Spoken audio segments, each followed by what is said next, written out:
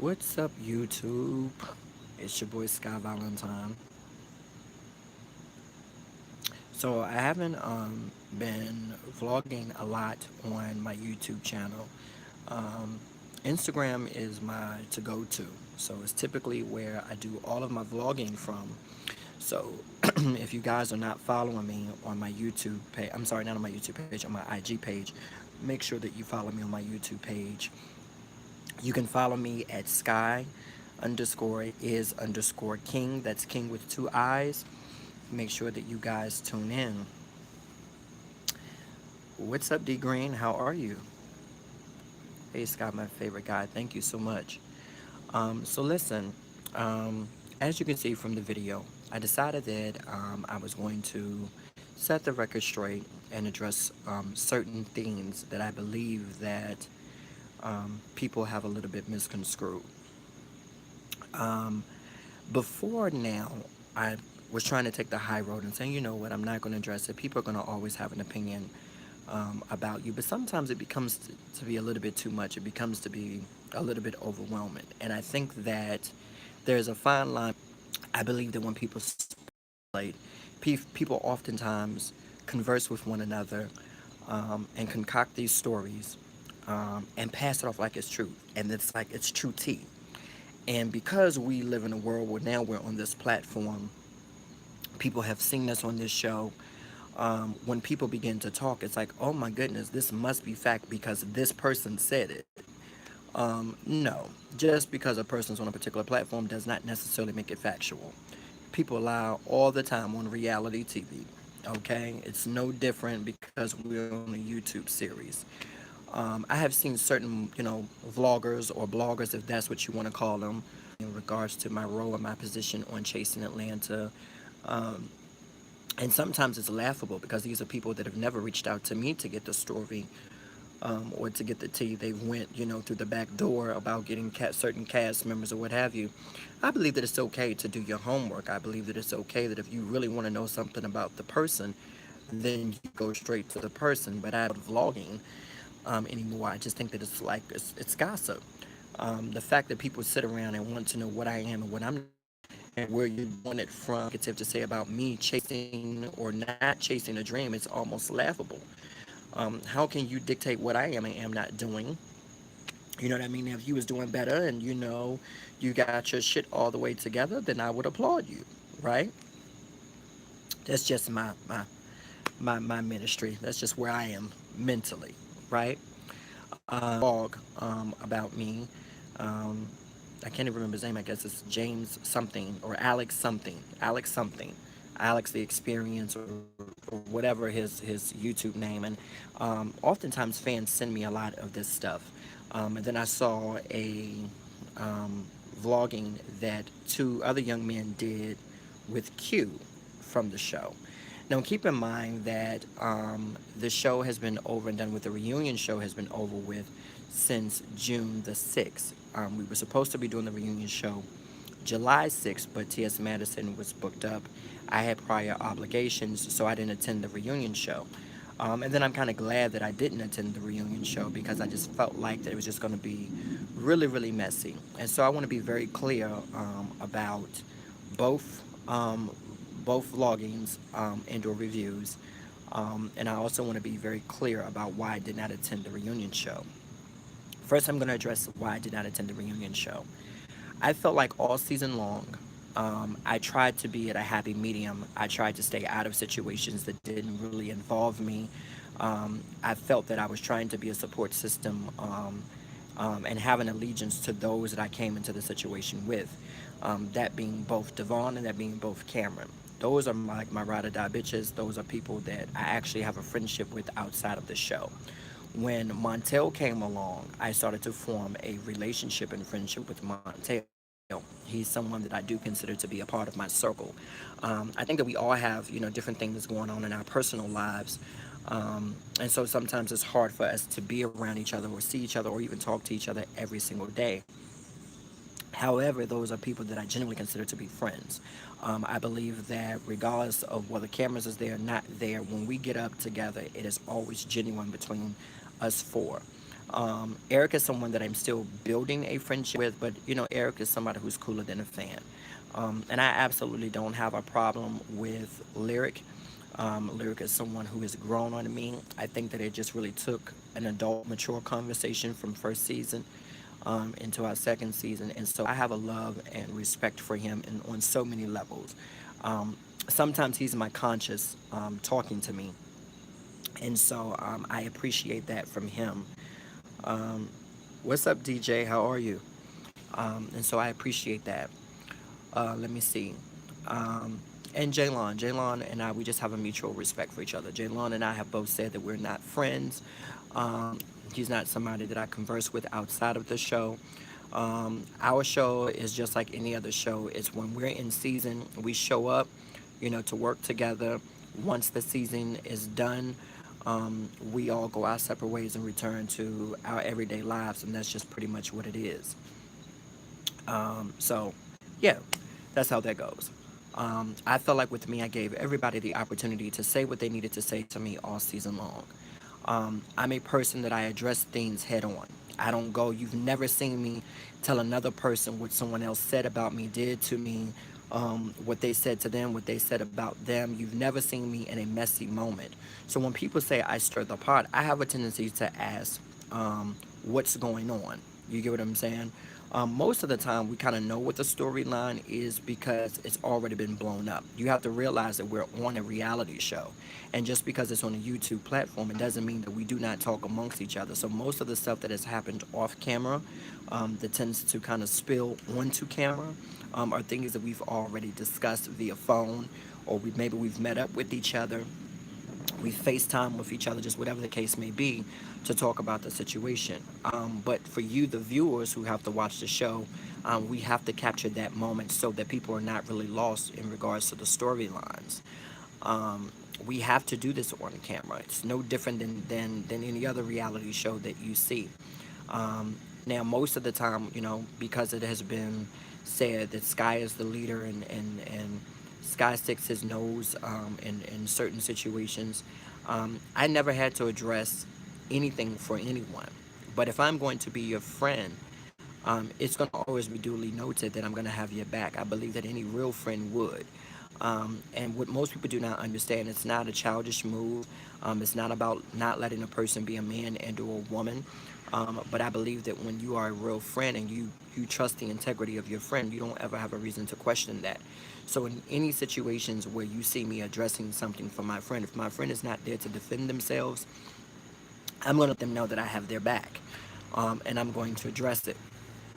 I said it on another video, if anybody had watched the video, what happened in the space in regards to Akeem at the fashion show. I said from the time that I got there, I was being antagonized. I was being poked at with Akeem and that whole situation. And I tried to take the high road by not ignoring it. I could have gotten that shit jump started from the moment that I walked in that door when I was, you know, greeted by him calling me outside of my name and saying, you know, hey, you know, I you know, I read all you bitches in my confessionals. Him being always drunk, and here it is that he's on another completely different show, and he has the same characteristics, the same traits. He's doing the same thing there. When I talked about him putting his hand in my face, he had another situation on another reality show, which, you know, is G status, where he's putting his finger in somebody's face being drunk. So obviously, it's not just me. These are the common denominators, you know what I mean, or the similarities in each show. That was your opportunity to be somebody different or to do something different. And he's still taking that same approach today. You're going to learn you are not the one. You're going to learn that you're not number one or number two. Y'all living for that saying, huh? Um, so I tell people like I'm just not, you know, a soft dude in that way. Like people don't have to like my approach, and I get that. I naturally talk with my hands. I'm talking with my hands now. So when I'm having a conversation, I always try to keep it at chest level without doing this. I believe that when you do this or when you do this, that to me is when it becomes a little bit disrespectful. When I'm doing this or I'm talking like this, I don't believe that it's a hostile. It's not meant to be hostile. I think you did good on the show. Thank you so much. So that's that. Um, So my being out of character, I think, was my reaching my breaking point. I had several things, like I said, that I was dealing with at the particular time, and we only. It's not like we're filming several times a week, you know. So when we have to come um, to filming, we are scheduled to be there, or the show must go on. So we have to get as much footage, as much filming for the season as we possibly can. And at the particular time, I wasn't filming a lot in the very beginning. It looked like I had filmed a lot because of the way that it was edited, but I was really one of very few people who filmed a lot. So, my coming into the situation and not having been a part of the group and still being the topic of discussion, still being the topic of jokes, still being the topic of digs and jabs, and people wanting to, put their inserts into my personal business. It doesn't matter what I did last year. What I did last year was what I did last year. If it was not a part already of our current season, why was it being discussed or why was it being poked at? And that's the way that I looked at it. I'm not here to tear apart any individual.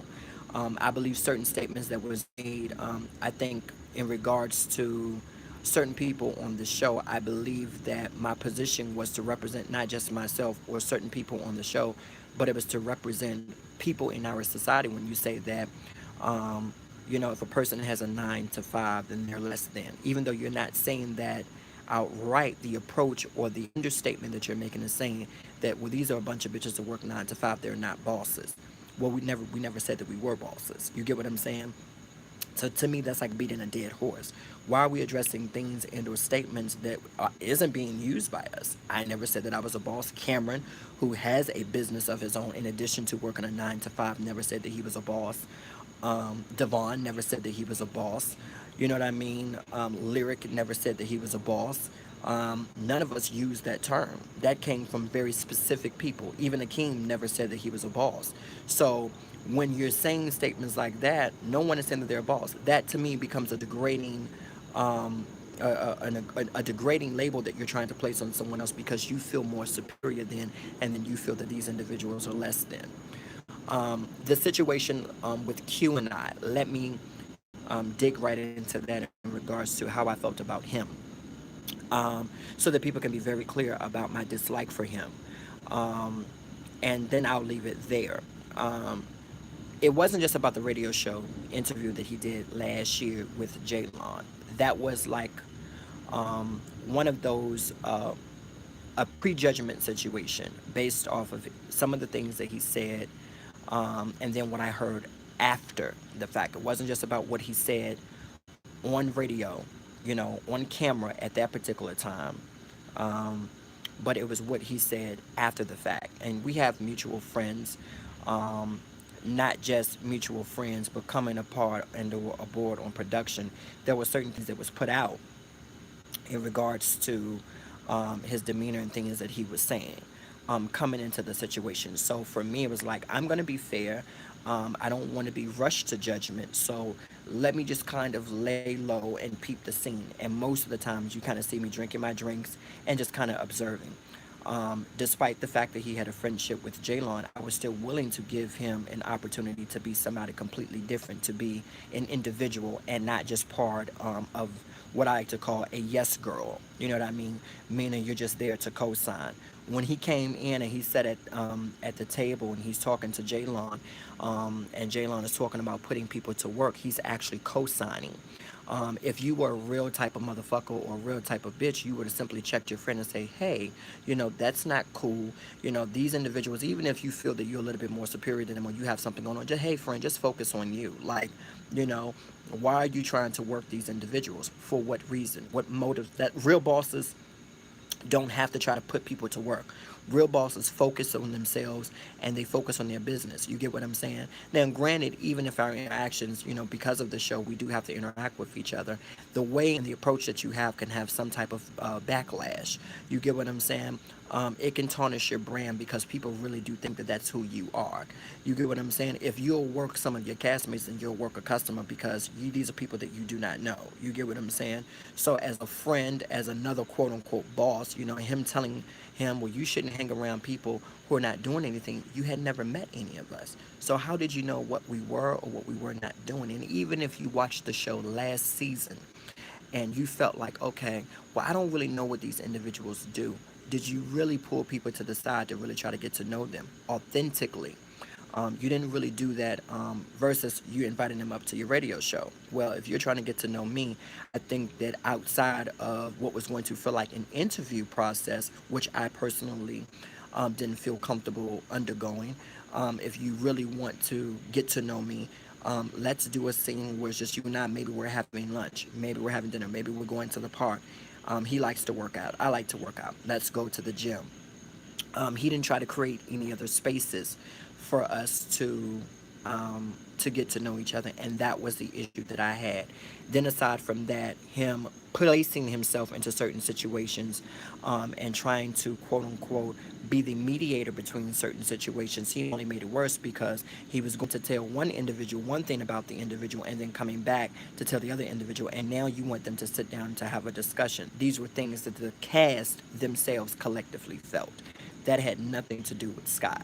So as I'm hearing that what Q said, Q did, Q is having sidebar conversations with Gardini, and then saying these things about certain cast members wanting to have with him, and liking him and stuff like that. To me, it didn't really trust you as a person of character, and I believe that in the moment where we were at um, Montel's fashion launch, I really started to develop a respect for Q.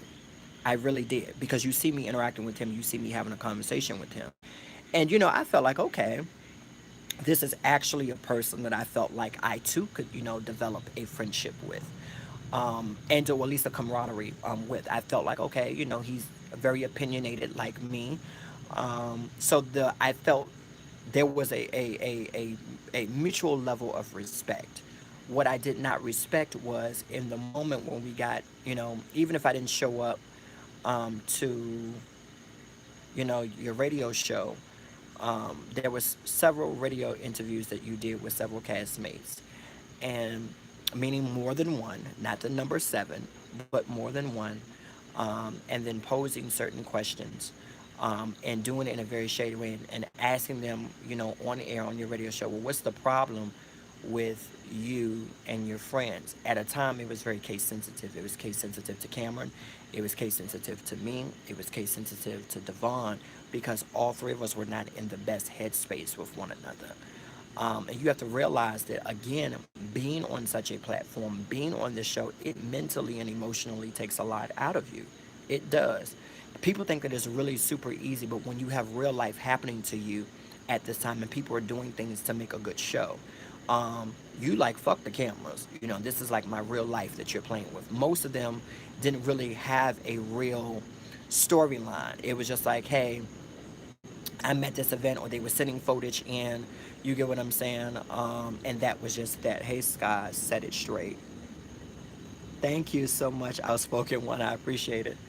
Um, so they didn't really have any real content. There was very few of us who was willing to tell our real storylines. Jay Long was really, really willing, regardless of whether people like him or not. I felt that him putting not just his business out there, he talked a lot about his relationship this season, a lot of his fears, and so I had a different perspective and or understanding about him.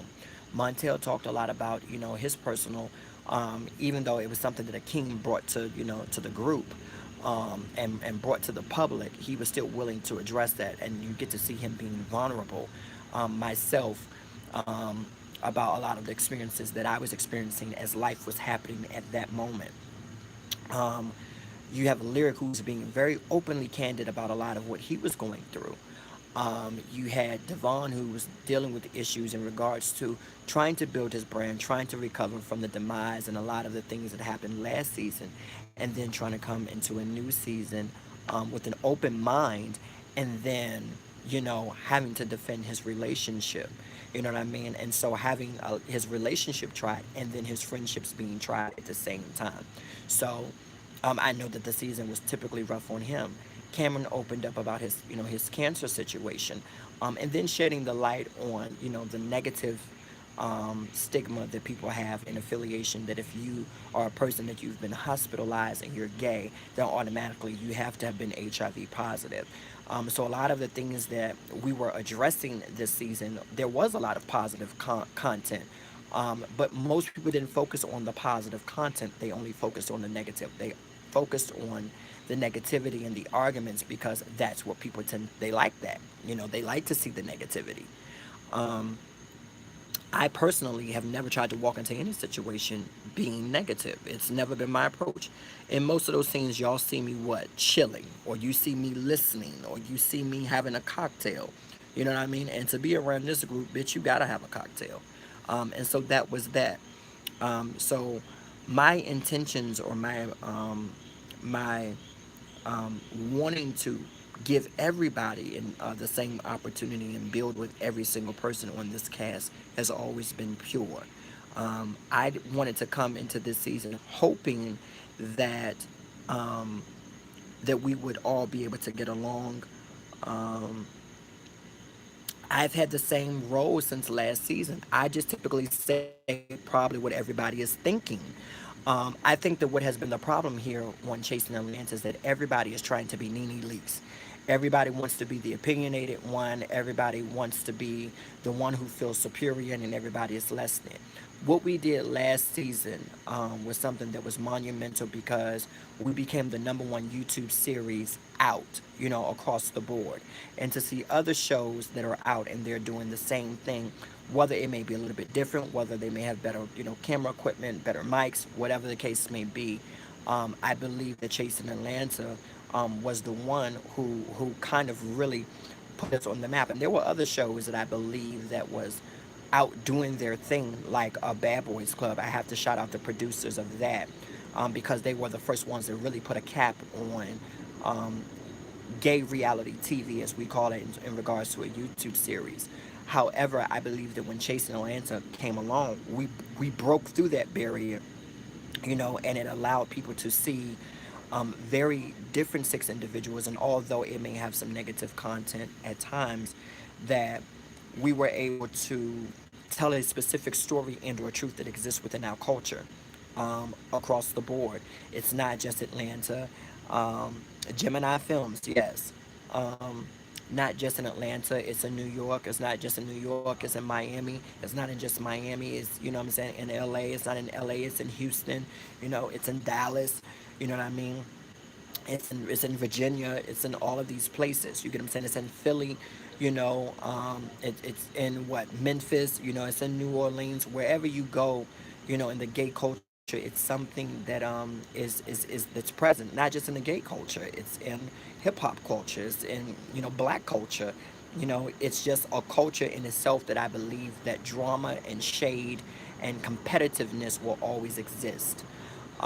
As it relates to Q, I didn't have an issue, honestly, with Q. Um, I don't have an issue with Q. I feel that Q made me have an issue with Q. And the reason for that being is because how he talks to people. If he had simply said, hey, you know what, Skye, that's not my approach. Him saying I don't have a problem with Skye and then going right behind my back to actually talk about me. Like we said at that counseling session, and I said what I said to him because I felt like he was being very combative. I felt like he was, trying to be condescending and having this, attitude where he's talking at you like, you don't have to like me, you don't have to fuck with me. Well, I never said that I didn't fuck with you. You get what I'm saying? Let's be very clear about that. The things and or the issues that I had, I stayed in my seat enough to address it calmly. And you want to talk to me, what I'm saying, like you got bundles of hair in your head. You want to talk to me like a bitch with an attitude. So if you want to talk to me like a bitch with an attitude, I'm going to give you a bitch with an attitude right back. And that's just kind of how that goes. So I had to let it be known that this can go either way. You get what I'm saying? So if you had an issue with me then, or you felt like what I said, when he says that I'm the reason some of y'all are here, well, that was a mutable fact. You know what I'm saying? That is an immutable fact. I am the reason that there are 6 cast members back for a second season. I was the reason that there were 4 new cast members. Let me be clear. I had no say so in picking the four new cast members, but the idea of bringing all of these individuals together, I thought that it would be a great look to, instead of having just six cast members, throw some new faces in the group, because I believe that what will be, what will happen would happen, and we probably had one of our best seasons thus far. You know, it just so happens that these were individuals that kind of knew of us, or we had interactions with or dealings with, you know what I mean, or had past history with. So it really, really got our season moving. You know, I believe that if it had not been for those four new additions being added, you know, regardless of whether I rock with everybody or not, I don't think that we would have had a really good season, because our season was already divided. You know what I mean by the first season. It kind of was established who the friends were. You knew that Devon, Cameron, and Skye were friends. You knew that nobody really cared for Akeem. You know, Jaylon really didn't have a real solid friendship with any of us. And Lyric was just trying to be the voice of reason and or peacemaker, you know what I mean, in regards to just trying to keep the balance. So there really wasn't a whole lot to really, you know, work with. You get what I'm saying? So you add four new people to the equation, in my honest opinion, you have a hell of a show. And that's what happened. You end up getting a hell of a show. You know, I even predicted that somebody was going to get their ass beat, you know, for season two. I never knew exactly who was going to be the one fighting, but these were the predictions that I made to make it interesting. I've even given my little, you know, 2 cents in on what I think needs to happen for third season. I've always been an intricate role behind the scenes in regards to certain stuff, things that could be done to make the show a lot better. That does not mean that you should kiss my ass because you're here. That's not what I'm saying. What I'm saying is that I would think that people would be a little less judgmental and or a little less catty when the people have made it possible for you to be here. That's like me. I've always, regardless of what I've gone through with production, I have always given a shout out to Chasing Atlanta for putting me on and giving me an opportunity. That will not change whether I go back for a third season or whether I continue to go on with season three, if there is one. I've always, because I'm a person that I believe that you do not bite the hand that feeds you. Now, let me be very clear that even though we don't get compensated, because I know that that has been thrown around as well, that it has still been an avenue for us to make connections with people, albeit in the industry, or make connections with people, fans, or other people who want to give you an opportunity. And from that, I've been so blessed by being on this platform. So it would be totally crazy for me to not acknowledge it. Some of these people on this platform have been so big headed to feel like, well, I never needed Chasing Atlanta. Well, why the fuck did you bring your ass on the show then, bitch? For what? At some point, you had to be a fan of the show. Like, regardless of whether you like all the people that's on the show, you had to be a fan of the show. You know what I'm saying? You had to be a fan of the show if you stayed your ass on the fucking show. You didn't just do it for the fans. And I think that some people are really motherfucking delusional. They're really delusional in so many damn ways because they really believe half of the shit that they insert in their head. So, my feeling like, as it relates to Q, um, I felt as a man I had a conversation with him. If you felt like you needed to check me or wanted to check me, you could have did it there at the counseling session. You wait 3, 4 fucking weeks later after the reunion show to do some blogging with the other two people and quote unquote spilling tea. You didn't really spill any tea, and I didn't even watch the fucking video because I didn't really give two shits about it. I just had someone who inboxed me the video on IG, and I was just like, look, until that man is man enough to pull up on me, to have a man to man, a face to face conversation, I'm not giving you any more social media life. You know what I'm saying? Only people, now I think like that's sad that if you're gonna hide solely behind a fucking mic or you're gonna hide behind a camera, you know what I'm saying, to talk your shit, you know my number. My number has been the same. You wanna have a man to man conversation, then let's have a man to man conversation. You know what I'm saying? If you was a real nigga and you said this is how I feel, then I could respect how you feel. That never came out of your mouth. You get what I'm saying? It's like, I don't have a problem with you. I don't have a problem with Skye. And this is how I feel. But then when bloopers come along and you're doing your green screen, oh, Skye's dumbass, you know, talking about something, I'm the reason why we're here. Nigga, I got more followers, you know what I'm saying, than you know what I'm saying, or more followers, you know what I'm saying? Like, come, I don't give a fuck about that. I don't do it for followers. I never did. That's crazy to me. Yes, you did send it, outspoken one.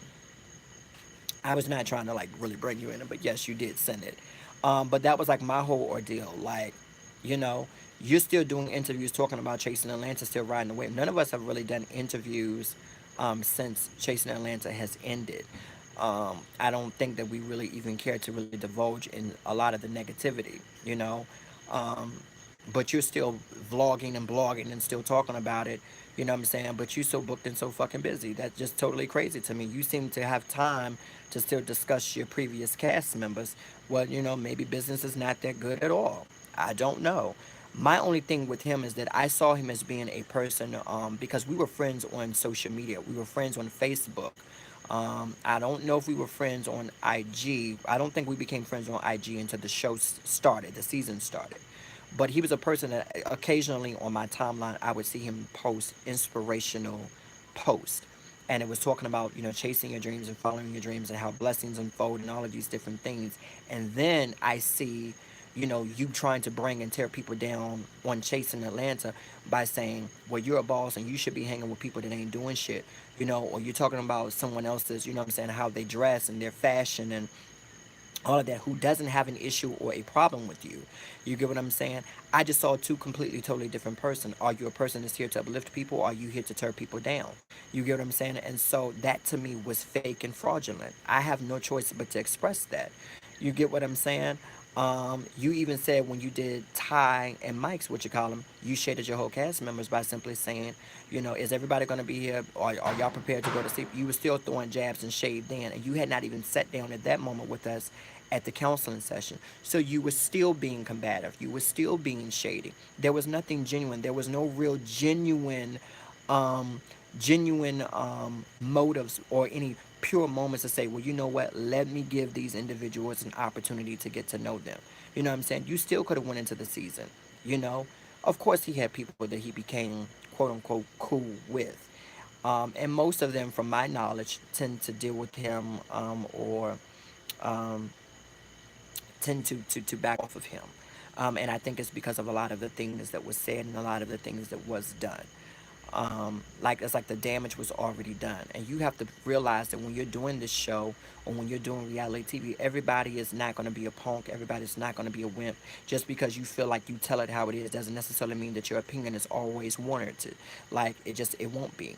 You know, there's certain times that I know when to speak up and when I know to just shut the fuck up and just stay in my own lane because it just really doesn't involve me. You know, you may hear me talk about it in my green screen, but I typically hold on to things and I just don't say anything because realistically, I'm not going to turn anybody down. My situation or my combative nature as it relates to um, Akeem is that I felt like Akeem out of our group has always been the messy one, or labeled the messy one. And it wasn't because I gave him that name first. I just felt like in the heat of the moment, a situation that was already, um, you know, had that was already starting to divulge fire. You're adding more gasoline. You're adding more gasoline. Um, can you please do Mike and Ty, please, Skye? Um, I told you that if there's another opportunity to do Mike and Ty's show, I would. I actually absolutely do. Let me say this: I absolutely love Mike and Ty. I do. I love because I feel that they have opinions that are fair across the board. And I believe that as viewers, most of what they discuss is just as viewers, but they've extended the same common courtesy to all cast members. Maybe I don't know if they did it with a king, but I know to the rest of us, they have extended common courtesy to come on to be able to tell their own individual stories. And for that, I appreciate them. They want you on. Oh, thank you. So yes, I love Ty and Mike. And so I think that when stuff happened between Chase and Atlanta and Mike and Ty, I was trying to wait for the situation to be diluted a little bit because, in my honest opinion, and because I'm fair and because I'm real, I believe that they, by putting us on their show, it introduced us to a new audience. I'm not saying we didn't have an audience prior before, but it did open up a new audience. I believe that even other people that I may not care for, like Justin, you know, when he does, you know, his vlogging or whatever, it introduces the show to a new audience. So regardless of whether I have the best relationships with a lot of these vloggers or whatever, even if you got 50 viewers, that's 50 more viewers who now knows about Chasing Atlanta, than before, and so I'm very fair. They extended it to Akeem, but for whatever reason, he didn't do it. I think because I am going to talk to Ty. I know you're busy, but please make time. I would definitely do a lot. Most of what I go through, the funny part about it is that I share it through my social media. And, like, people know right now that I'm going through the situation with my grandmother who has suffered 2 strokes, and my trying to relocate her here to Atlanta. I have one of the purest hearts, and I think that it's sad sometimes when I get into it with people because people don't get to experience the warmth, or they don't get to experience the love and the genuineness that I have. You get what I'm saying? It is a little bit sad that I can't, like I stated before, my opinions of Q was just coming from a place of, like I said, I felt like, you know, from once having a certain level of respect for you to now see you being somewhat of a mean girl, or mean guy, whatever.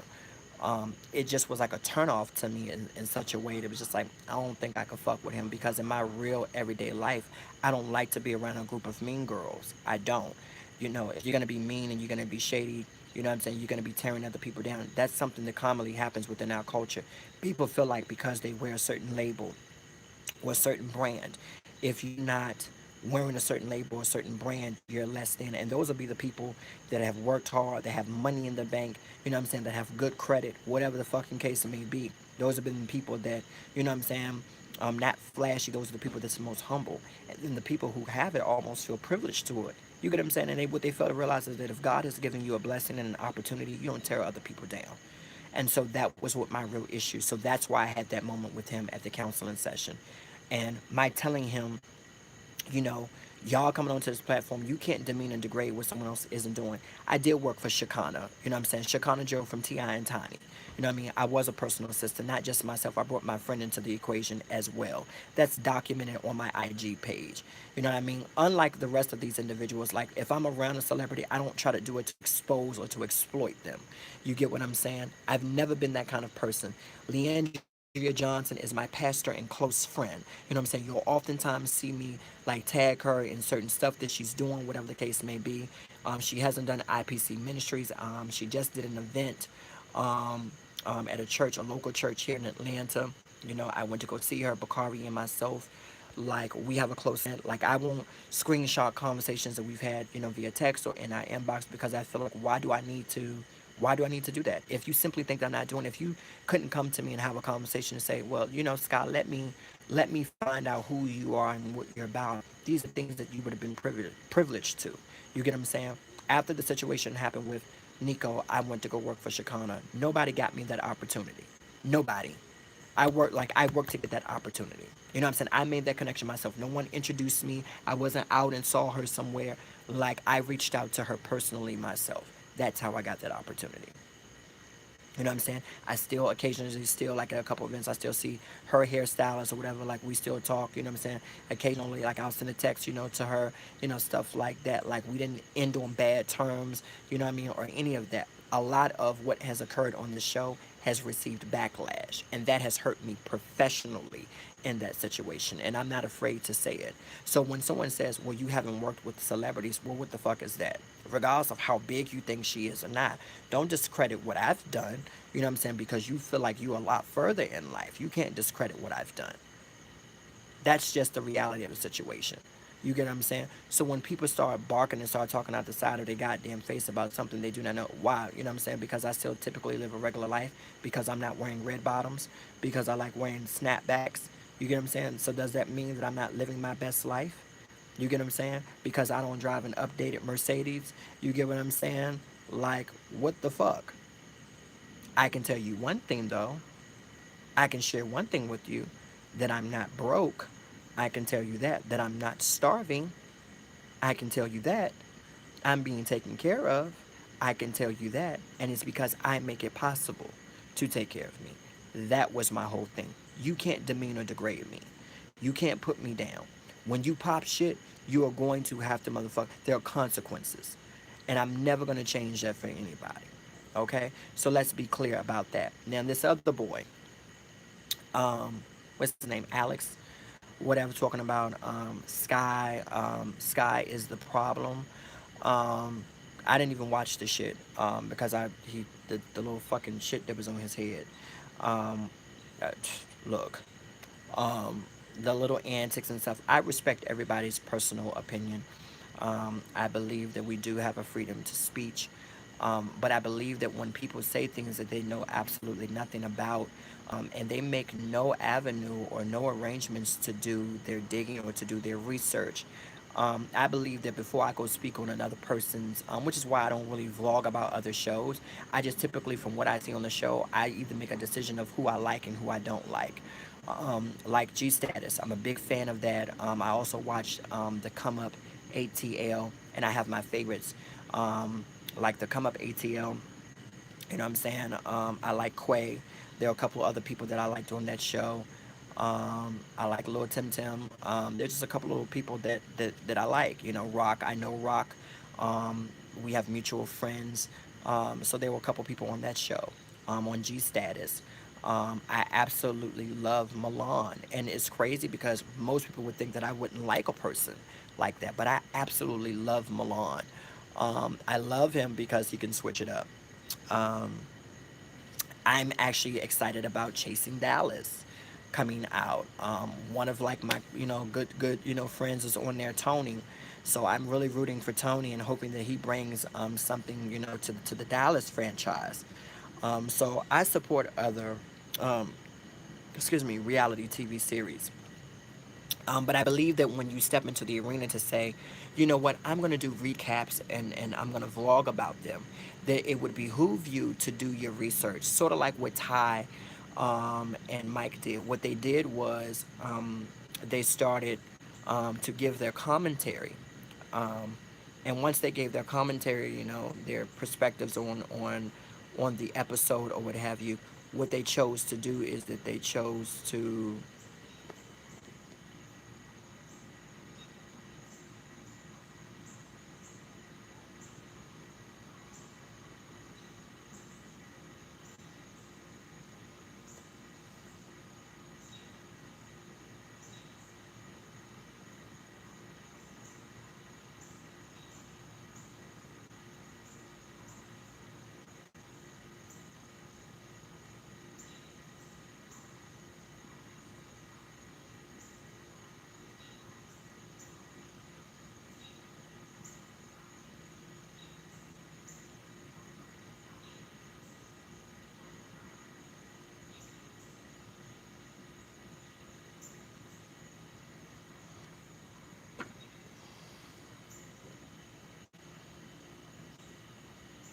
Okay, I'm trying to catch up with like all of these comments.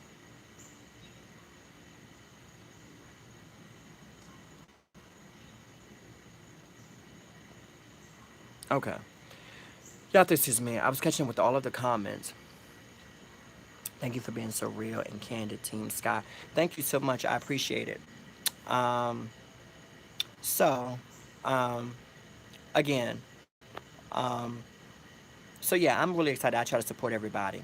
What irks me is when people do vlogging, and they're saying, "Well, Sky seemed low key messy." And it's not that you're just saying about me. It's just it doesn't matter if you're saying about any of our cast members. Like I believe that, especially when it comes from a person who isn't. Like if I was saying that Cameron is messy, Cameron is the least messy one, but I do believe that. Cameron has his opinions, and I believe that, like anybody else, Cameron is one of those individuals, and people got to see that at the reunion show that he probably had enough of people pushing him in one direction or putting him in the box or maybe thinking that he doesn't have the ability to get outside of character, and so my love and respect for him goes far beyond the show. um, and that's just what it is. Another person that I respect who does vlogging is Wonky Pro. He was one of the first people who started to vlog about us. And his vloggings were very dead on. He took time to do notes and to write down things and to really, same thing as Mike and Ty, to really, be able to backtrack, just in case any points were missed or, things that really needed to be highlighted or showcased. He made sure that he wrote down his notes. But when you're just talking and having general conversation about things that you think has happened. I have never spilled anyone's tea. At the fashion show, when Akeem pulled Montel to the side and he tried to do it off camera, the reality of the situation is that production was like literally right behind him. We had two tables at that event, and that's what most people did not know. Montel was sitting at one table, um, with certain members of his entourage and other castmates. I was sitting at the table with Jaylon, Lyric, myself. I forgot who else was at our table. I want to say that maybe Eric was at our table. So it was and some of my friends. So it was like mixed match, you know.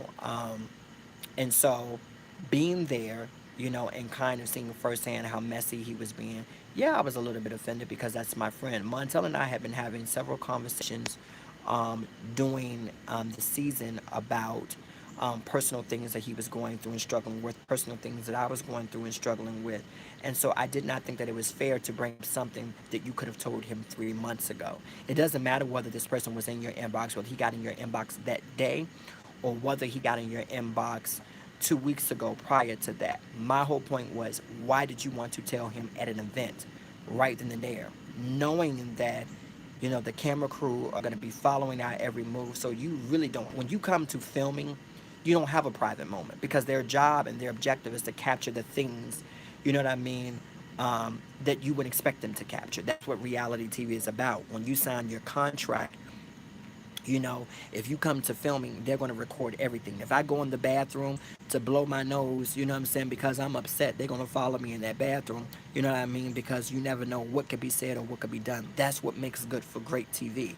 So you can't say that, it's not like you pulled him outside or you waited until film and stopped, you know what I mean, to pull him to the side. You approached him while the event was going on, while, people were sitting at the table to tell him, hey, your boyfriend was in my inbox and I had a sexual encounter with him. And even if you didn't want to take it that far and you saying, hey, well, my intentions was not to say that or my intentions was not to do that, you went on camera. When I asked you, like, what was wrong, I didn't expect the cameras to follow me, when I pulled him to the side, but they did. I'm not going to stop talking because the cameras are there. I genuinely wanted to know, like, what the hell was going on? Like, why is my friend leaving this event? You know what I mean?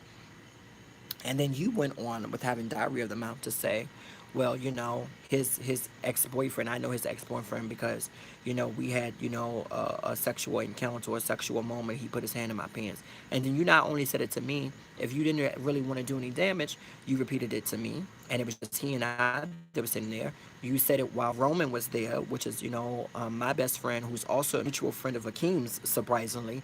And you also said it, to camera when camera came up to ask about the situation. You know what I mean? So you repeated it 3 different times. So every time a new person was being added to the equation, you never try to shut it down. It was like, look, this is something that's really for Montel. I don't really want to discuss it with y'all. I don't want to discuss it on camera. So I'm just going to wait. You never did that. And so when it makes you look bad, now all of a sudden it's everybody else's fault. That's crazy to me. So let me clear the air with that. I have never had a fucking messy moment since I've been on Chasing Atlanta. You cannot associate Skye and messiness in the same category. What you can say is that Skye doesn't take any mess from anybody. You can say that. You can say that Skye has a short temper. You can say that. You might can even say that sometimes I may come off as a bit of a bully. If that is your opinion and that's how you see me, okay, that's fine. What I will tell you is that I'm never going to put myself in a situation where I'm going to allow anybody, and I do mean anybody, to be disrespectful. When I addressed what I addressed there at that fashion show, I said none of the 9 cast members. That left it open for everybody. That does not mean that I have it out for all 9 cast members. It doesn't mean that I had a beef with all 9 cast members. What I'm simply saying is people are not going to be trying me and thinking that I'm going to be quiet about it and thinking that I'm just going to be okay with you just feeling free to be disrespectful, because I don't disrespect anybody. I don't. What I will do is that if you go there, I will meet you there. That has always been my approach. I don't have time for the bullshit. I'm not here for the games. I'm not here for the jokes. I'm not here for the jabs. I'm not here for the shade. I'm not here for none of that because I don't deal with it in my everyday life. So just because the cameras are there, I'm not playing a role. This is who I am authentically. And if you do not like that, then you reserve your right to not like that. You reserve your right to not like me. It's not going to change because you are a person with an opinion, just to make sure that when you are putting information out there, you get what I'm saying.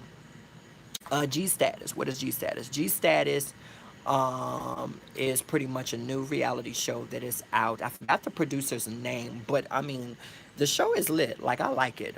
They're only out right now. You can look it up here on YouTube. I support everybody. So I like Milan.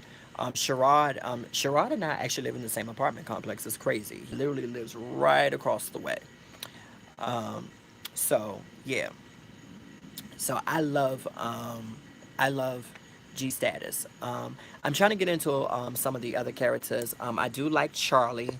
I like Charlie's personality because Charlie is just so, he's very white woman, but he's very blunt with what he has to say. I believe that I'm starting to like Mailman. Not to say that I didn't like him before, but he's somebody that I would actually see in passing. So to kind of see people on a reality show and to kind of really get into their personalities. Some of the other cast members is there. I feel like I've seen their personalities before, although I've never had any interaction with them. But some of them, I feel like, oh yeah, child, you come a dime a dozen. You know, it's nothing new. And that's just my honest opinion. But I do support the cast as a whole. Um, I do like what is it, Zafar? I like him. Um, he was struggling with the word. It just totally tripped me out that he was struggling with the word androgynous.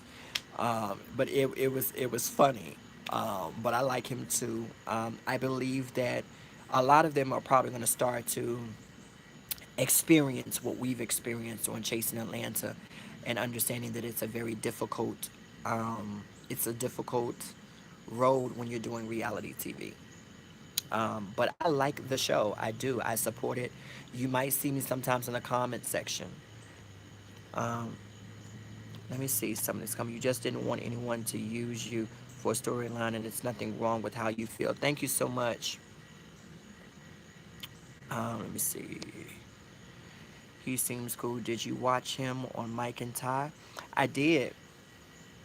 What I will say is that I think, like for Sherrod, I believe that Sherrod is a little bit more passive than what I would have expected him to be, because I feel like, not that I know him personally, but I've always seen him to be this very outspoken individual. So I do believe that because he's trying to make a huge change in his life and trying to transition, um, I do believe that his approach has been a little timid. And I feel like with Milan, I feel that Milan is, although she's this fabulous entity, and trying to be very regal and trying to be very subtle, I believe that he's letting you know that, I'm not here for the bullshit, but I'm here for the shits if it comes to me. And so people with big personalities like that, like, I absolutely love. I do. Yes, Akeem is going to get popped. He stay running his mouth too much. He does, but from what I hear, they're actually getting paid over there. Um, so I believe that he feels like, if I'm getting paid, and the producers are asking me to do this, that's always been, I saw him in the club not too long ago. He wanted to have a conversation about the same shit we've been talking for 2 years now, for 2 seasons, doing a whole totally different other show. But, I obliged, and still saying, look, I don't have a problem with you until you have a problem with me, and that's that. But I'm going to always be honest about what I feel when my opinion is being asked. I'm going to always call it how I see it, and it's not to offend anybody. I'm never going to try to say anything that I feel that's going to tear you down or hit below the belt, and I think that that's the difference, between me and most people. I'm not trying to really cut you to the white meat. Now, if we're talking about a character defect that you may have, something that you've said, those are the things that I address. So if you're regurgitating other people's business and you're not telling people what you got going on, and what you're about and what you're doing, you ain't spilling none of your teas because there are teas floating on around about you, but yet you out here being the messenger of everybody else's situations. You get what I'm saying? So no, I don't respect people like that. I never will. Um, so yes. Um, Young too. I love Milan. Very different. I watched him. on an interview. Yes, Milan. I think that he's. And I get it that him and Sherrod have a little thing going on right now, as far as like a little small feud. Well, from what I can see from the second episode, um, yeah, it's crazy. It's really really crazy. I like a lot of the cast members on there. I think that it's a really really good bunch. I think that the producers really, when they thought about merging them, they really, really did their thing about bringing all of these different entities together. Has anyone seen Akeem YouTube page? Seen one of his music videos and about died? You must be talking about the partition one. That was actually sent to us like first season. Um, I ain't gonna say who sent it to us, but yeah, we saw that video first season, and I literally almost died too. I just think that the shit is very it's scary. It's scary and it's concerning that a 40-year-old man is in that headspace.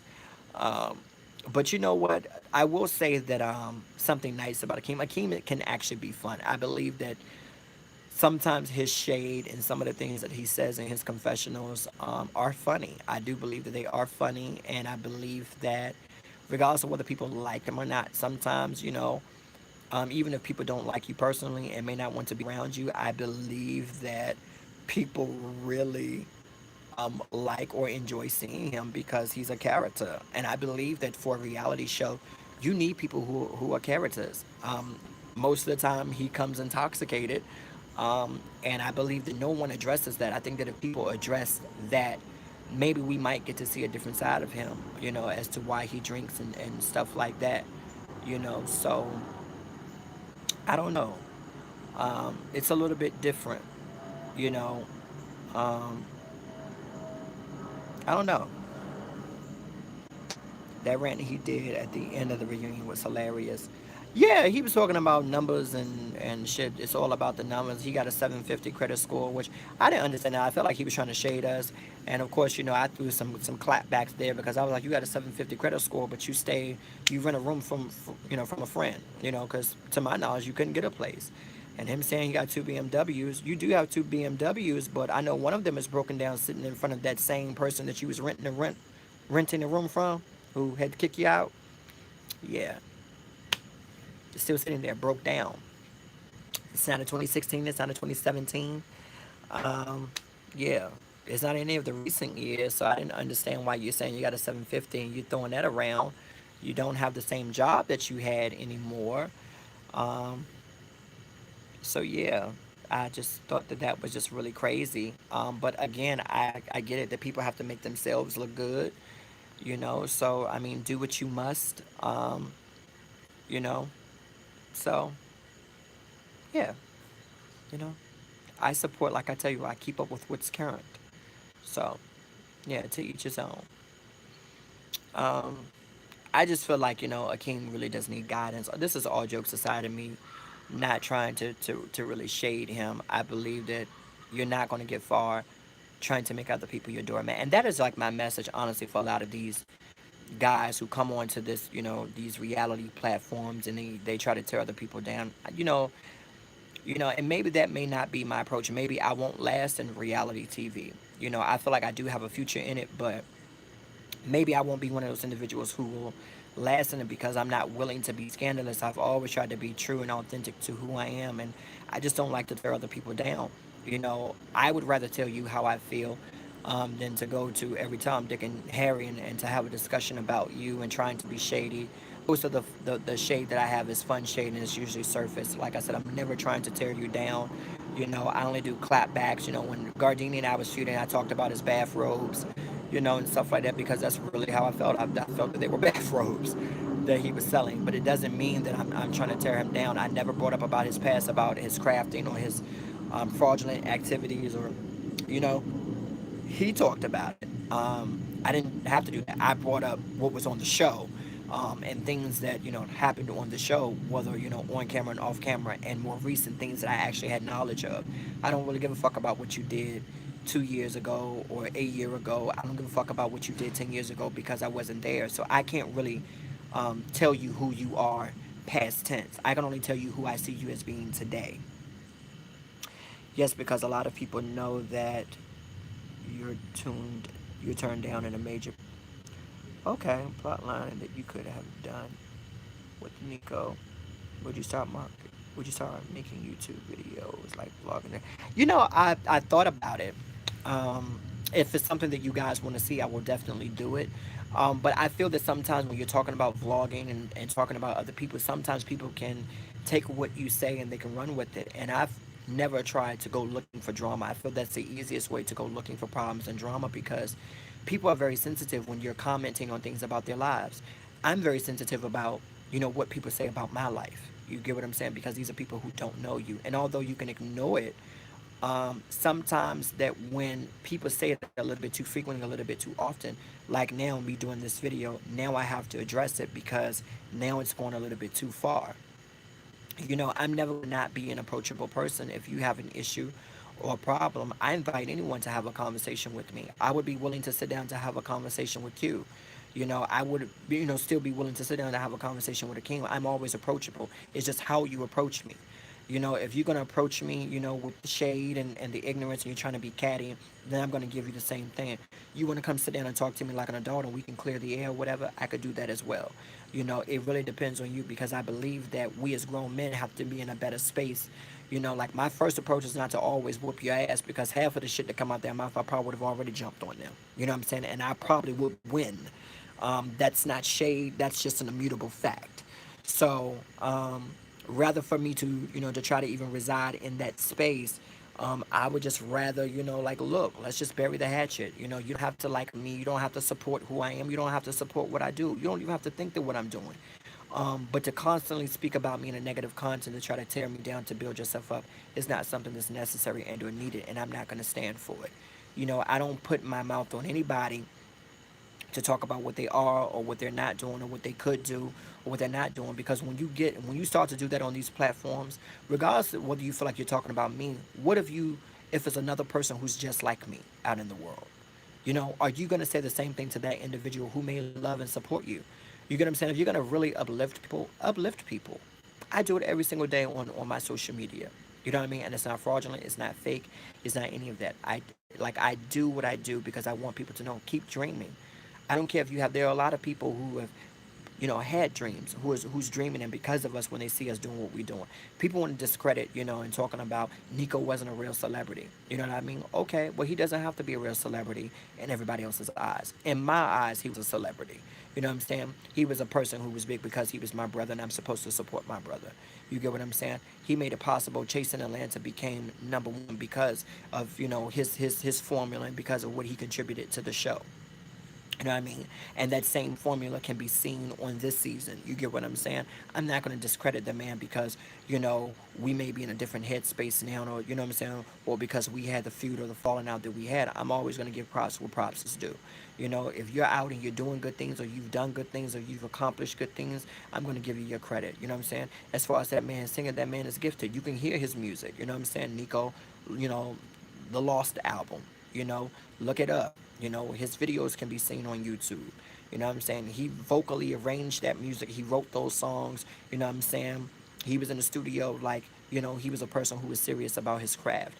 I believe that it got delayed because this particular platform became the forefront and him wanting to put other people on and trying to help other people. And that's something that's real. And I would say that, even if, we were not speaking. So I give credit when credit is due. I will still support, I would still say that he's a dope singer. You know what I mean? We don't have to speak like a day in our life. I'm still going to say, musically, what I'm saying, the man is beyond gifted. You know what I mean? So I believe that when you can not like a person and still give a person props, I don't really care for Q, but I feel like what he's doing is amongst, or on the level that so many other people only hope to accomplish. And if you're not sharing, your testimony, you're not sharing with people to say, look, I had to go through some struggles and I had to go through, like, fuck about putting in a goddamn book. You know what I'm saying? Because if your genuine thing is your motive to genuinely help a person, or is it to just make a profit off of a person? You get what I'm saying? When I speak, I talk about things, that are relative to the day-to-day struggle. And I tell people that although I've gotten some of these opportunities, I still haven't made it. And I'm still struggling to position myself in the right space where I know that I'm going to be comfortable, that I know that I'm going to have longevity. You know what I'm saying? Does that make me less of a person because, I'm a manager at a fast food restaurant, you know what I'm saying, that I've been doing for several years? I'm good at what the fuck I do and I pay my bills. You get what I'm saying? And I'm okay, So as long as I'm out here and I'm not getting in any trouble, like if I was out here, if I was stealing from people and crafting from people, then what? I would still not be, I would still be a piece of shit, right? So why knock me because I actually have something positive going on for myself? It may not be your approach. You get what I'm saying? But does that make it wrong that I do it? Does it make it less than that I do it? When the same people who are buying your books, who's buying your hair, you know what I'm saying, who's asking you to cater for them, who's buying your fashion line or supporting your clothing line or whatever, you're sitting here and you're telling people, well, I'm a boss and these are workers and I don't do this and I don't do that. You can't do that because these are the same people who have regular 9 to 5s who's supporting you. These people who work 9 to 5s are getting off fucking work and racing home to get their motherfucking kids homework done and motherfucking fed, you know what I'm saying, and tucked away in bed so they can go to their motherfucking laptop or iPhone or Android phone or pulling it up on the big screen to watch us on Chasing Atlanta. So you have to be careful about how you place your mouth on people. Those are the things that I address. I'm not saying that you can't have an opinion. You can have an opinion, but the way in which you do it, you have to realize that this is going to be documented forever. These videos are going to be here forever. And you don't want people to see you. If you ever, Lord forbid, if you ever have kids and your kid ever has to go through a struggle, or if your nieces and nephews ever have to go through a struggle, you don't want someone else coming along telling them that they ain't a piece of shit because they work at a fast food restaurant.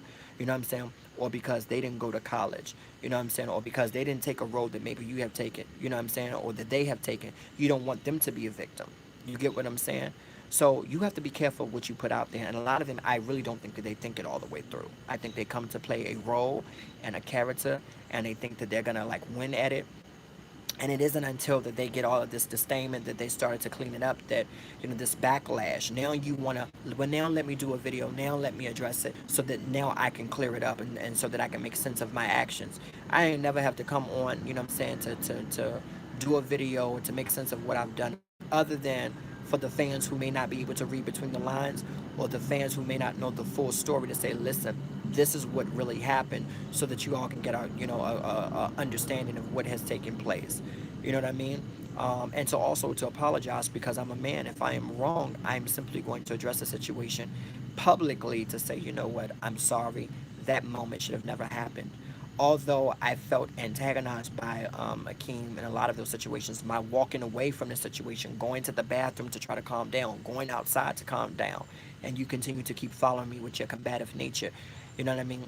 Now I'm getting out of pocket, and if you're trying to make the situation right, but now you're still saying more fucked up shit, you know what I'm saying? That's really getting me, you know what I'm saying, like pissed off, you know what I mean? And now I'm ready to take it to the next level.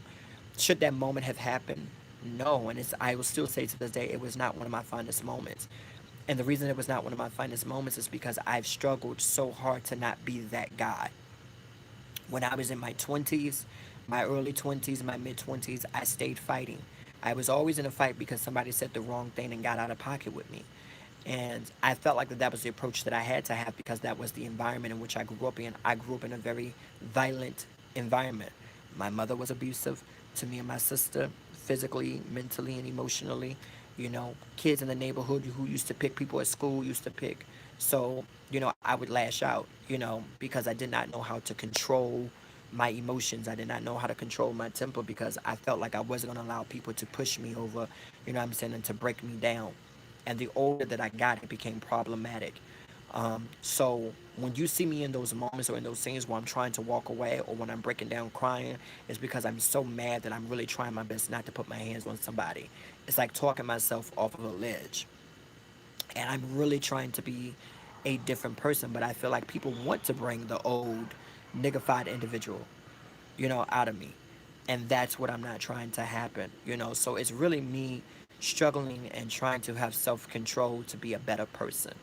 And all the times it doesn't always work out, that way. I'm entitled, I'm human, to have a slip up. Some people will do whatever they can to bring you out of character. I believe that, but I also believe that we are in control of, you know, the energy that we give to people. Um, we don't have to allow those people into our personal space. But because I film with these individuals, or because I've tried to build working relationships and or personal relationships with some of these people, I think that people don't know boundaries, and because they're still learning me. Once I give you a warning and saying, "Hey, I'm offended," that doesn't mean that because I say it to you, I'm offended, that you're willing to either, hey, look, I'm offended now, and I'm telling you that I'm offended. What can we do to make the situation right? Because if you tell me that you're offended, I'm going to easily clean that up. And it doesn't mean that I'm afraid of you. I'm going to simply, as a man, say, you know what, that's not my intentions. I apologize to you. You know, let's start over. You get what I'm saying? Right. Love his character. I like real honesty. And I'm allergic to bullshit. I hear that.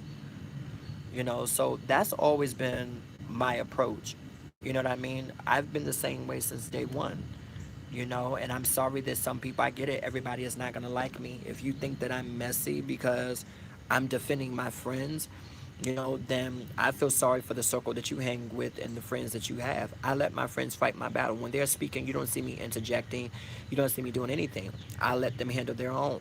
But when I feel like it's out of their reach and I feel like I need to insert myself, then I will. I'm the kind of friend that, if I hear, people in a circle talking shit about you that's standing around me and you're not there to defend yourself, I'm going to be the friend that's, I'm going to address it for you and I'm going to walk away from that circle. You know what I'm saying? I'm not going to entertain it.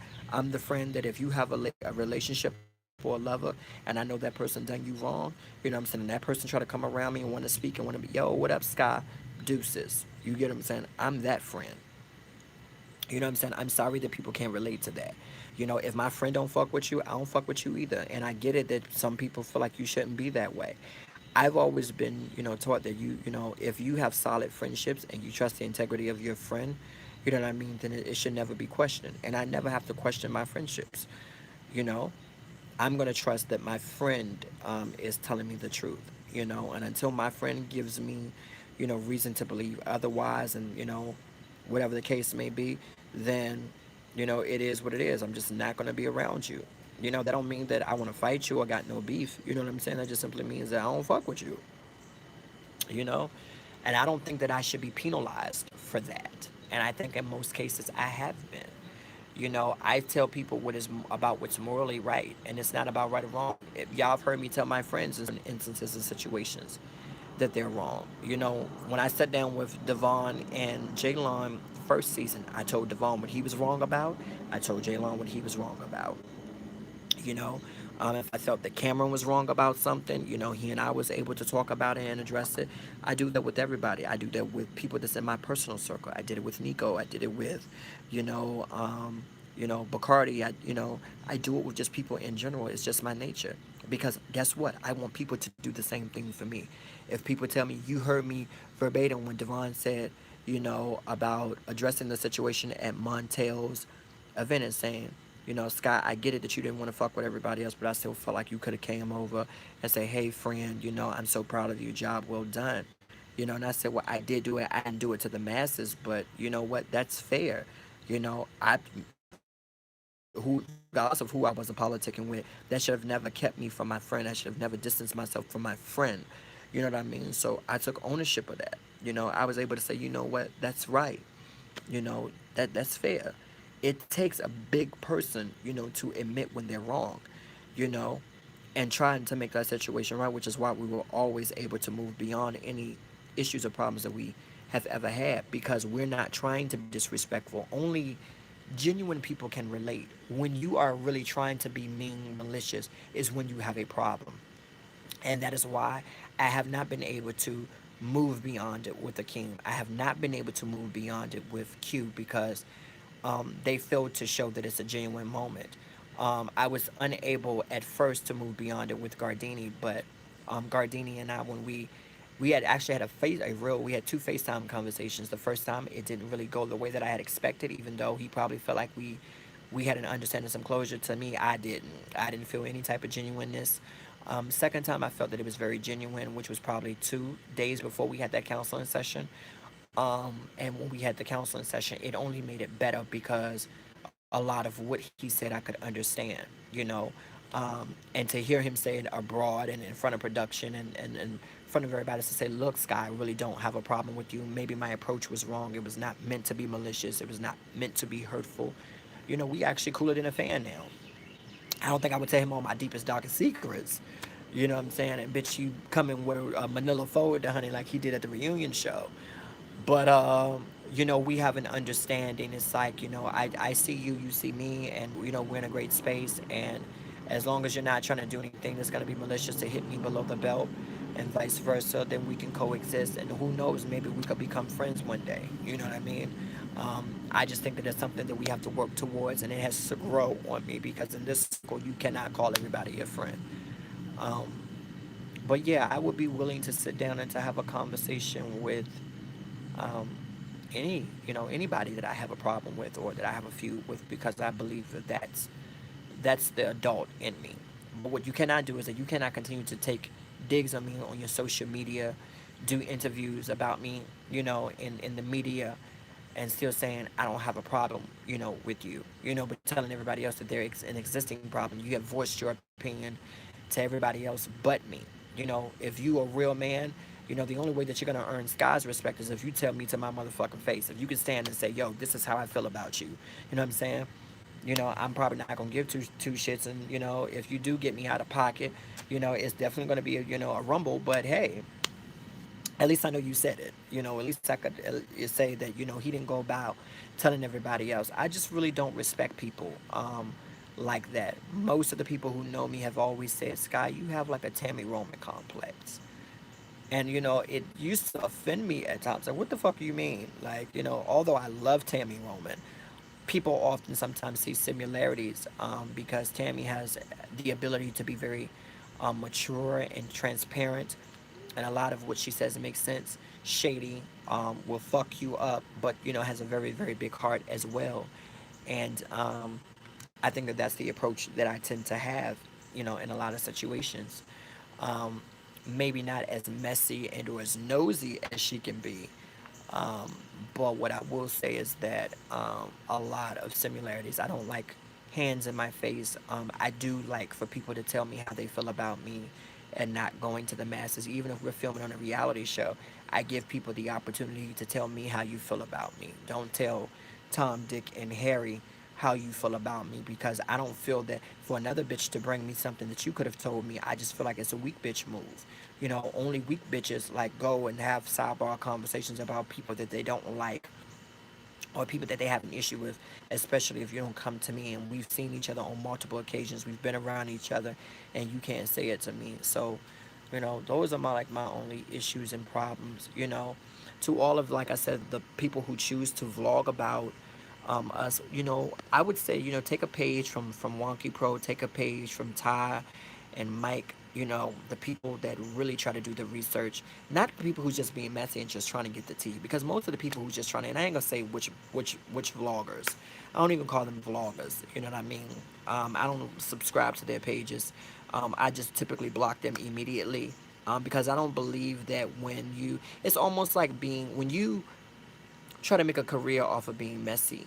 I know people like Kim Barbie, people who do it with such grace and tastefulness that even if they, throw a little bit of light shade in there or whatever, that it's still tasteful. It's not being messy. You know, if you just sit up all day long and gossip, because you think you're gonna get a couple views about it, and to me, your life has to be a very, very sad life. You know, most of the time, you ain't got no co-host. 9 times out of 10, you don't even have like, any guests on your damn show. You know what I mean? Which simply means that you ain't got shit but a motherfucking camera, you know what I'm saying, in your room, and you just sitting there making videos all goddamn day, giving your opinion to a bunch of goddamn people that you probably would never see out in person, or that you would never even share your points of views in person. So I don't really respect people like that. Like I don't. I don't respect people who sit on YouTube all day long, whether you're getting a check from it or not. And you're talking about other people who, working 9 to 5s, or other people, who are walking the straight and narrow path. I'm pretty sure half of y'all's parents have 9 to 5s. I'm pretty sure that some of your grandparents had 9 to 5s and or cleaned up after white folks, you know what I'm saying, and busting their ass so that you can, afford to sit there to be the privileged individual that you think you are. You get what I'm saying? I'm gonna always speak facts, and if you don't like it because I have, you know what I'm saying, a mind, you know what I'm saying, if you don't like it because I have a good head on my shoulders and I speak my mind, I don't give a fuck. You don't ever have to be Team Skye. You get what I'm saying? You can kiss my ass right in the crack. That's how I feel about it. You know, you can never like hurt me and demean and degrade me to talk about things I don't already talk about. You can never talk about my eyebrows, none of that. Those are things that I commonly put out there. You know what I'm saying? I have a big ass cut if you can really see it. Can you see it? It goes from my eyebrow all the way down to my ear. So most of the time I have to do like a big, you know, and down. You know what I mean? Because it goes all the way through. Regardless of how many times I tried to like do my eyebrows and shit like that. So you're gonna always see it. So when people talk about stuff like that, not only that, when I got cut, it hit a nerve in my eye. So sometimes, like, you know, my eye would tend to jump a little bit because I got into like a brawl back home in Richmond, you know, and somebody had cut me in my face. You know what I mean? It still didn't stop me from fighting, but, you know, to each his own, whatever the case may be. But these are things that people don't know and that people are not case sensitive to, you know, because people think that the shit is funny, whatever the case may be, and it doesn't really bother me. You know what I mean? Skye has some sexy, juicy lips. I'm sitting here listening to him talk with those lips, though. Thank you, Bambi. I appreciate it. So yeah, I just want people to, like I said, to just do their homework.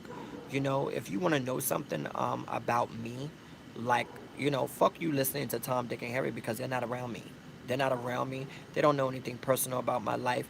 If it's not Devon doing a show about me who actually has been around me, you know what I'm saying, who's been in my personal life, if it's not, you know, Cameron who's been in my personal space in life, or Montel or whatever, anybody else that's coming to y'all with some bullshit is just that. It is bullshit. I don't have a friendship with anybody else. You get what I'm saying?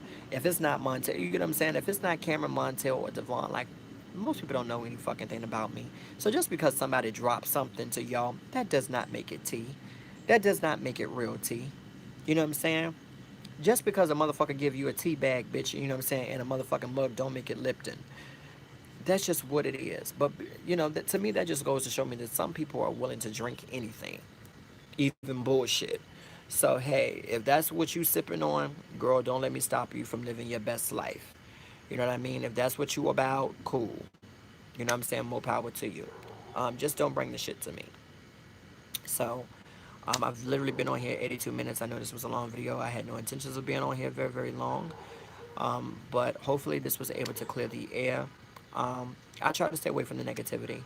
You know, if you guys see clips, whatever the case may be, you know, just refrain from trying to share them with me. Only because I feel like if I don't see it, I can't respond to it. I don't want to have to, you know, go back and forth because it's not really like my nature to do that. I'm more of a, when I see you, I'm going to address it then. That's the way that I've always been, you know. So if we can't talk as men, then we're going to end up fighting like niggas. You know what I mean? And that's just the meter that I go to. We're either going to talk like men or we're going to fight like niggas, you know. And I'm trying to be in a different place and space within my life, and handle situations completely different. You know, so if you just have it in your mindset that you don't fuck with me, don't fuck with me. Don't speak to me. Don't talk about me. And I'll mutually give you the same common courtesy and respect, and we can coexist. You know what I mean? But every time that you want to get out of pocket and you want to try it on my time, then it's going to always be a shit show.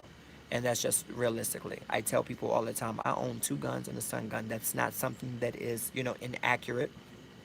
I do. So I stay prepared. I'm not worried about nobody jumping me. I'm not worried about no extra motherfuckers. I'm not. When I say I walk everywhere comfortably, I walk everywhere comfortably. You know what I'm saying? So do not think that even when you feel like I'm walking into a room with one or two people because you see you see Bakari on the show, or, you know, you see, you know, Elmo on the show, that you think that's all of who I roll with. That's not. You know what I'm saying? Believe you me. You know, my squad, honey, I ain't gonna even say that. Just know, bitch, I'm not by myself. I'll just tell you that. If you think I am, bitch, you definitely, honey, shouldn't be psychic. That ain't your gift. You know what I'm saying? You should never speculate. I didn't even know that speculation was an occupation. So if you're out here speculating, honey, get your ass a new day job. Okay? That's it. So, Skye, I don't want to see you fight. I want to see you in a good positive light. Thank you so much, Bambi. I appreciate that. Thank you, Chrissy. Yes, no speculation. I did not know speculation was an occupation, Bambi, but you know, some people, they make a good career out of it. They should really be receiving royalty checks, but you know, whatever. You know, whatever floats your boat. It's like what baffles the fuck out of me, y'all. I'm sorry before I go. I have to say this. What baffles me is when people think that they know you better than you know yourself. Like, how the fuck can you tell, bitch? You for all that, you should just go ahead and do a biopic on me, bitch, and let me get that check, honey. Just go ahead and do a biopic on me. Let me get that check.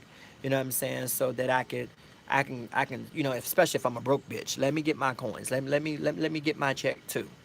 Go ahead and do a biopic because you seemingly have more of the 411 on me than I do my goddamn self. And here it is, I live with me every day. You know what I'm saying? But motherfuckers will swear up and down that they know you better than you know yourself. That's the shit that I do not understand. You get what I'm saying? Like the way you would think, honey, you would think somebody got like a lease out on me. You get what I'm saying? Like they birthed me or they took care of me or, you know what I'm saying? Like that shit is crazy. You know more about me than I know about myself, and I live with me every single day. I've been on this earth 36 years, and as much motherfucking people that ran in contact with, or been friends with, or been cool with, I ain't never heard of these other motherfucking people. I ain't never heard of no Q in the streets. I ain't never heard of no damn Akeems. I ain't never heard of none of these goddamn people, and yet they seemingly think that they know more about my life than what the fuck I know. How? How? How? Bitch, even if you Google my goddamn name, bitch, won't shit come up. That's the crazy part. So, where are you getting your information from? Hearsay. Hearsay, or I should say hearsay, because most of them gossip like bitches. So your hearsay don't have no power here. You know what I'm saying? Outspoken one says, I think it's jealousy. But what if y'all so booked and busy, why are you jealous of little old me? You shouldn't be pressed about me. You shouldn't even be wanting, I wouldn't even be doing press. Because for every time that you do something in regards to me or you mention my name, it only makes people want to subscribe to my pages. It only makes another fucking friend request want to come through. It always makes a motherfucking another person that want to know what the tea was. And then when people find out what the real tea is or find out how sweet I am, I've gained another fucking friend for life. So what are you talking about? You know what I'm saying? You hurting yourself, sweetheart. You're not hurting me. You're not stopping any fucking blessings that God has given me. Do you get what I'm saying? Just because God didn't bless me in the way in which He blessed you doesn't mean that I still ain't receiving blessings today. You know what I'm saying? So we just gonna leave it there. You know what I'm saying? So to all of the people, you know what I'm saying, that have been vlogging about the show, I appreciate it. But the only thing that I would say is just do your research.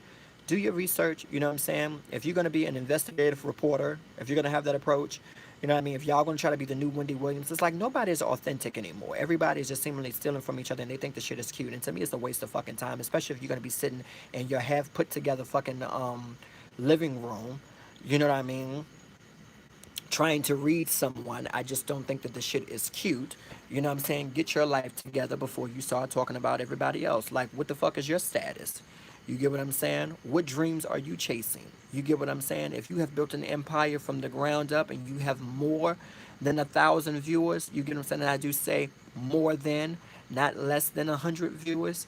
You get what I'm saying? You can't sit here and minimize me and talk about me and trying to shade me, honey. Like your palm trees don't motherfucking reach that goddamn high to be trying to shade anybody.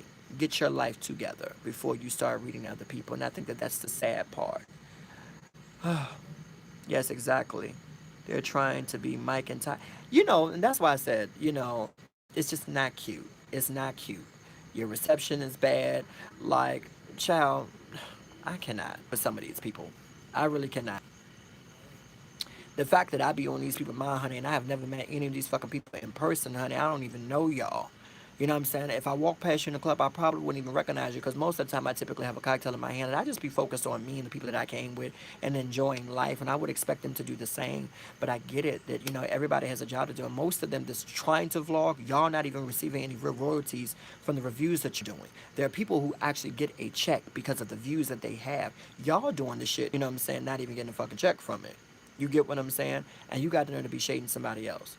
You better believe that whatever the fuck I did do, guess what? I did get a fucking check from it. I can tell you that. I might didn't get a fucking check from Chasing Orlando, but guess what? There were other opportunities and I got paid and compensated from that.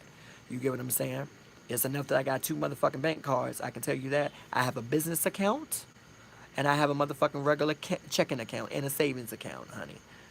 Okay? I got my credit card. Okay? So say what the fuck you will, honey. It ain't stopping me from eating or missing any meals. Okay? So let's say that.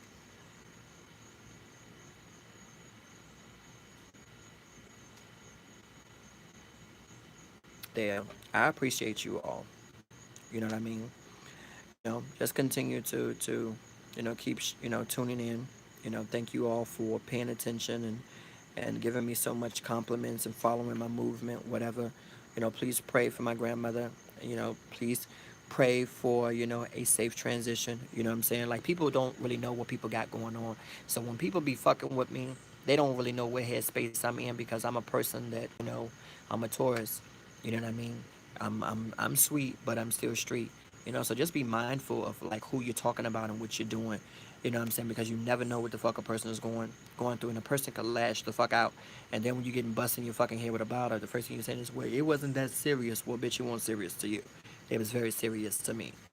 So let's just keep it. You know what I'm saying? Fun shade. You could talk about me in the comfort of like your little circles or whatever the case may be. But let's just keep it there, okay? This is your boy Scott out.